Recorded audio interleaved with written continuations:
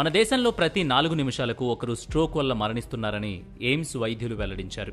Global burden of diseases విశ్లేషణలో 20 సంవత్సరాల కంటే తక్కువ వయస్సు ఉన్న వారిలోనే 31% స్ట్రోక్లు వస్తున్నాయని తేలింది.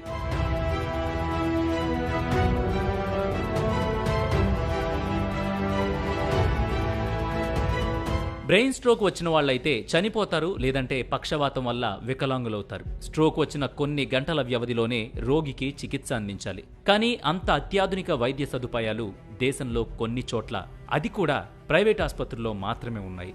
అందువల్ల సరైన సమయానికి చికిత్స అందకపోవడం వల్ల మరణించే వారి సంఖ్య ఎక్కువగా ఉంటుంది.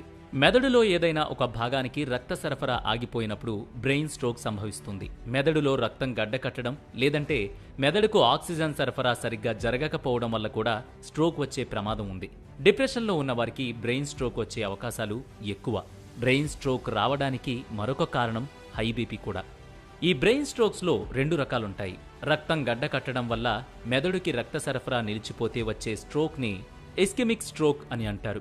మెదడులో ఏదైనా రక్తనాళం పగిలిపోవడం వల్ల వచ్చేది హెమరేజిక్ స్ట్రోక్. అయితే ఎక్కువ మంది మాత్రం ఇస్కెమిక్ స్ట్రోక్ బారిన పడుతున్నారని నిపుణులు చెబుతున్నారు.